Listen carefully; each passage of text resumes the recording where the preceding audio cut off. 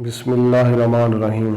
अस्सलामु अलैकुम। हुज़ूर सल्लल्लाहु अलैहि वसल्लम की पैदाइश।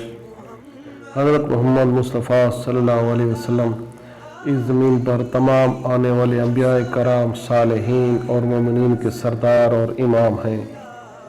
तमाम इंसानों की कामयाबी का ज़रिया आप सल्लल्लाहु की इताअत है। अल्लाह ने हुज़ूर सल्लल्लाहु की नबूवत की हक़ानियत और नबूवत साबित करने के लिए हर तरह के दलाइल और निशानियाँ वाज़ेह तौर पर दिखा दी और इंसानियत को अपने नबी की तमाम हुज्जत तमाम कर दिया। और आपको नबूवत मिलने और वही आने के कबल ही अल्लाह ताला ने ऐसे वाक़यात नमूदार किए जो आपके सच्चे होने की दलील थी और एक ज़ी अक़ल शख्स के लिए वाज़ेह निशानी भी। उन निशानियों और मुजज़ात में नबी की पैदाइश के वक्त होने वाले गैर मामूली वाक़यात हैं जो उस वक्त के मौजूदा लोगों ने देखा और आपकी नबूवत के गवाह साबित हुए। जिस रात अल्लाह के नबी मोहम्मद सल्लल्लाहु अलैहि वसल्लम इस दुनिया में तशरीफ़ लाए, उस वक्त मक्का और अरब के लोगों ने बहुत से अजीब चीज़ें देखी। ये बातें न सिर्फ इस्लामी तारीख़ बल्कि फ़ारस की तारीख़ में भी लिखी हैं। आम फील इस साल रोशन सूरज तुलू होने वाला था, जिसकी बशरत नबियों ने सैकड़ों साल कबल दी थी और बहुत से लोगों ने पेशन गोयां भी की थी। अरब में इस साल ऐसे वाक़यात होने लगे जो इस बात की निशानी थी कि एक नबी माबूस होने वाले हैं। इस साल ज़मीन सरसब्ज़ हो गई, फसलों में इजाफा हो गया, दरख्त फलों से भर गए, बारिशें खूब हुई। गोया ये खुशहाली का साल था और हर तरफ खुशहाली ही खुशहाली थी। कुरैश मक्का ने ऐसा मौसम कभी नहीं देखा था।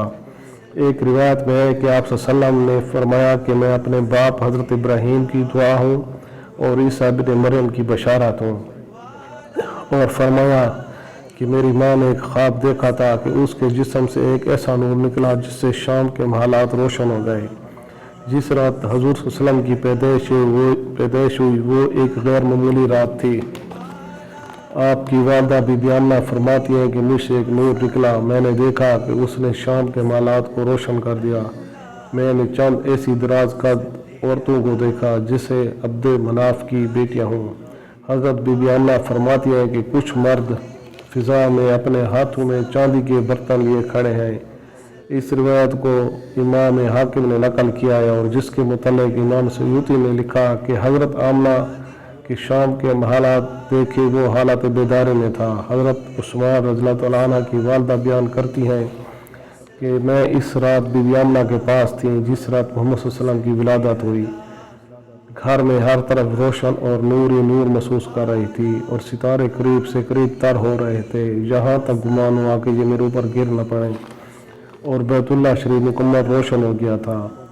अल्लामा इब्न जोज़ी ने लिखा है कि जब हुज़ूर सल्लल्लाहु की विलादत हुई तो फरिश्तों ने इस तरह हल्की और ऊंची आवाज़ से ऐलान किया, हज़रत जिब्रील बशारत लाए और अर्श खुशी से झूम उठा। हुरैन अपने महल्ला से निकल आई और अतर नशावर करने लगी। रिजवान को हुक्म दिया गया कि फिरदौस आला को आरास्ता कर दो। नीज़ हज़रत आमना के घर में अदन से परिंदे भेज दो जो अपनी चोंचों के ज़रिए मोती बिखेरे। हज़रत बीबी आमना के इर्द गिर्द फरिश्ते खड़े हो गए और उन्होंने पर खूब फैलाए और तस्बीह करने वाले फरिश्ते इस कसरत से उतरे कि तमाम बहर दर और नशेब व फराज भर गए।